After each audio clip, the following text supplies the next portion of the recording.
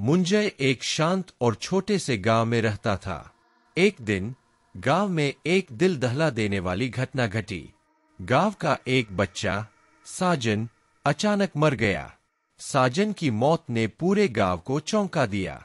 उसकी मौत के बाद गांव में अजीब घटनाएं होने लगीं, जिससे सबके दिलों में डर समा गया। साजन की मौत के बाद गांव वाले कहते थे कि उसके घर में रात के समय अजीब अजीब आवाजें आती थीं। कई लोगों ने देखा कि घर की खिड़कियां अपने आप खुल जाती थीं और दरवाजे पर अजीब सी ठंडी हवा चलने लगती थी।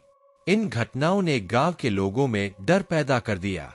उन्होंने मुंजय से मदद मांगी, जो अपनी साहसिकता और समझदारी के लिए जाना जाता था।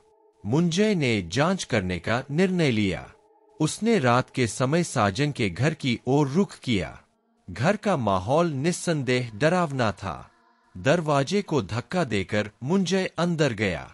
कमरे के भीतर उसने देखा कि साजन का पुराना खिलौना, एक लकड़ी की गाड़ी, खुद ब खुद हिल रही थी।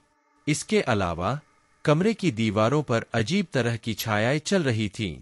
मुंजय ने कमरे के चारों ओर ध्यान से देखा और पाया कि एक पुराना किताबों का अलमारी है।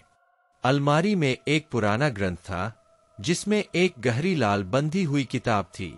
किताब खोलते ही उसने उसमें एक अजीब सी कथा पढ़ी, जो साजन के परिवार के पूर्वजों के बारे में थी।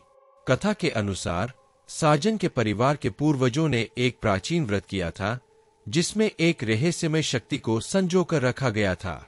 मुंजय ने किताब को ध्यानपूर्वक पढ़ा और समझा कि साजन की आत्मा को शांति नहीं मिल रही थी, क्योंकि उसके परिवार ने व्रत को पूरा नहीं किया। मुंजय ने निर्णय लिया कि उसे इस व्रत को पूरा करना होगा ताकि साजन की आत्मा को शांति मिल सके। उसने व्रत के सभी अनुष्ठानों को पूरा किया और एक विशेष पूजा का आयोजन किया। पूजा के दौरान अचानक घर में एक तेज हवा चली और फिर सब कुछ शांत हो गया। व्रत पूरा होते ही साजन के घर में अजीब घटनाएं थम गईं और गांव वालों ने महसूस किया कि वहां की नकारात्मक ऊर्जा समाप्त हो गई थी।